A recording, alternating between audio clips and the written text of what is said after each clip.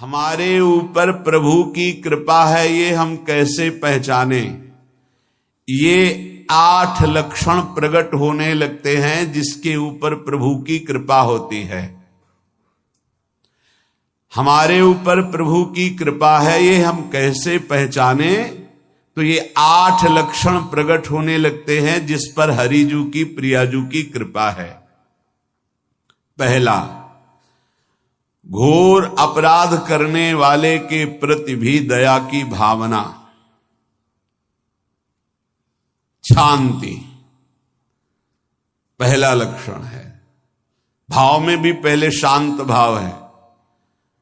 हमारे ऊपर श्री हरिजू की कृपा है, इसकी पहचान ये 8 लक्षण। पहला, शांति, अर्थात घोर अपराधी के प्रति भी गुस्सा ना क्षमा करना, ये हरि की कृपा का लक्षण है। देख लो भाई, घोर अपराधी शब्द तो जाने दो, जरा सा प्रतिकूल हो जाए तो लाख समझाओ पर भ्रकुटी तनी रहती है। भला ऐसा है?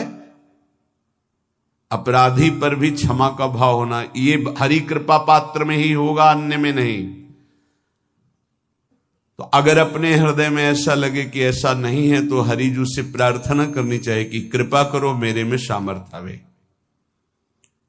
दूसरा, अनुसूया, वो किसी भी के प्रति कभी भी कोई दोष दर्शन ही नहीं करेगा।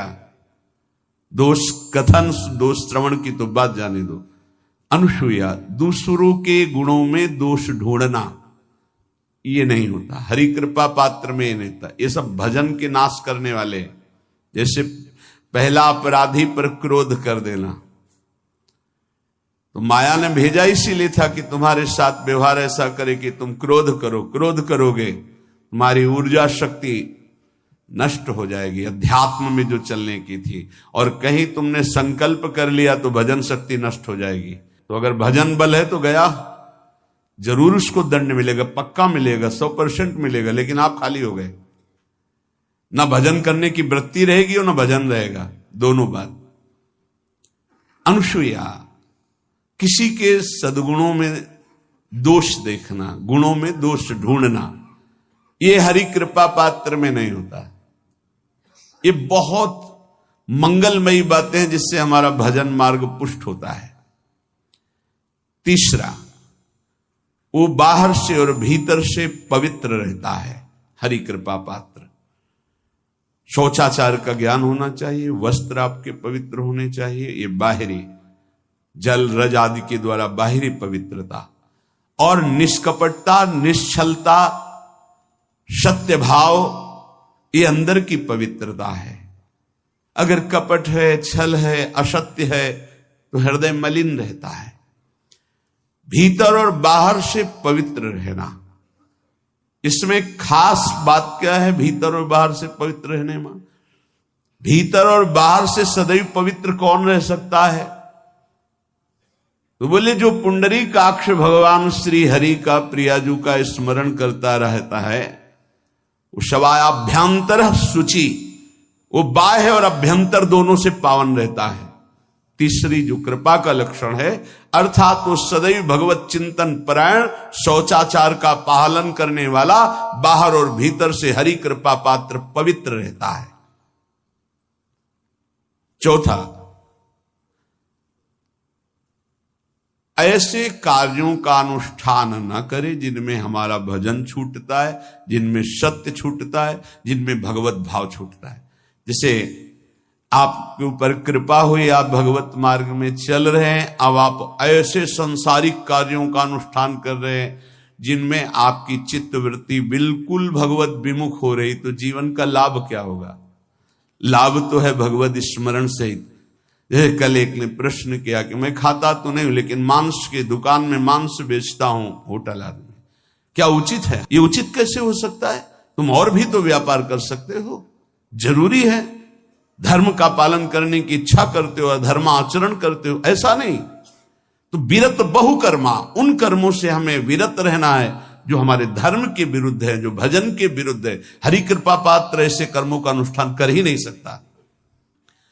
अपने भजन का फल देखना भगवत कृपा पात्र के, सबको प्रदान कर देना। हिम्मत है? अपने भजन, इतनी मेहनत से किया हुआ भजन, भजन होने के बाद हे प्रभु इस भजन का फल हो, सर्वे भवन्तु सुखिना सर्वे सन्तु निरामयः। यहां तो कहते महाराज एक माला रोज आपके लिए करता हूं कि आपकी बीमारी ठीक रहे, तो शेष किसके लिए करते हो प्रभु? शेष क्या? अगर इष्ट और गुरु के लिए तुम्हारा है कि एक माला करते तो फिर इतनी माला करते तो हमें क्या होगा? सब आपको दे देंगे तो हमें क्या होगा? तभी भजन का रहस्य नहीं जाना। छठवां, अपने भजन से अपने लिए कुछ भी ना चाहना और दूसरों की तो बात जाने दो, दूसरों से कुछ ना चाहना ये तो ठीक है, अपने भजन से अपने लिए कुछ ना चाहना है हिम्मत। देखो ये हरि कृपा पात्र में हिम्मत होती है। अपना भजन अपने प्रयोग में ना लाना, इसका भी आंतरिक रहस्य है।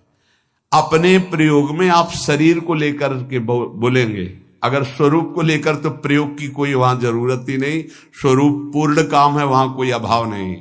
जब आप कोई भाव अपने लिए करेंगे तो देह भाव होगा, देह भाव से किसी विषय की मांग होगी। विषय पूर्ति भजन का फल नहीं होता, भजन का फल होता विषय निवृत्ति। बहुत जोर की बात है, कैसे समझ में आए? अपने भजन का भी फल अपने लिए नहीं, दूसरों से कुछ चाह रखना तो बात ही जाने दो, भजन से भी कोई अन्य सुख की चाह नहीं हुई। क्या चाहिए? भजन ही बनता रहे, भजन का फल भजन बनता रहे, खूब निरंतर जप करते रहे। सातवां, किसी भी मान सम्मान कीर्ति पद प्रतिष्ठा के मिलने पर हृदय का असंतुष्ट हो जाना, यह हरि कृपा पात्र का लक्षण होता है। प्रणाम नमस्कार जय हो तो हृदय में असंतुष्ट हो जाना चाहिए। कोई किंचन मात्र अभिमान न उदय हो जाए। प्रभु बचाओ, ये माया की चकाचौंध से बचा लो नाथ। कौन सा अपराध बन गया कि आपकी जय की जगह यहां हमको ऐसा सुनना पड़े। मान प्रतिष्ठा कीर्ति जिसके लिए बड़े बड़े लालायित रहते, हरि कृपा पात्र को विष की तरह चुभती है। और आठवां, किसी भी प्राणी समुदाय से संबंध ना रखते हुए सब पर दया की भावना, सब पर कृपा की भावना, सब पर करुणा मैत्री पर किसी से ममता नहीं। ये सूत्र बहुत व्यवहार में प्रयोग करने योग्य है। सबसे करुणा और मैत्री पर किसी से ममता नहीं। करुणा तो करी भरत जी ने, मैत्री भी की मृग से, पर ममता रहित नहीं रहे। ममता कर ली तो अगला जन्म हिरण का हो गया। ममता नहीं रखनी। निर्ममो निरहंकारा, करुणा मैत्री तो करनी है, जैसे इसमें आदेश है, गीता में जी आदेश है, अद्वेष्टा सर्वभूतान मैत्रः करुणैव च, पर निर्ममो निरहंकारा, ये साधक की चतुरता है। प्राणी मात्र पर दया कृपा करुणा मैत्री, पर ममता नहीं। ममता किसी से, और यहां करुणा मैत्री ये तो गायब हो गई, केवल ममता रह गई है। अपने शरीर से ममता, शरीर संबंधियों से ममता, विषय भोगों से ममता, यही जहर है। संबंध में ये ममता ही जहर है, विचारों में अहंकार जहर है, कर्मों में ये आसक्ति जहर है। इसी जहर को मिटा दे तो जीवन मुक्त महापुरुष कर्म करते हुए, विषय सेवन करते हुए, वार्ता करते हुए, विचार करते हुए, बिल्कुल जहर रहित उसका जीवन हो गया। तो ये 8 बातें हरि कृपा पात्र में होती है, इनको बार बार सुनना और हृदय में धारण करना।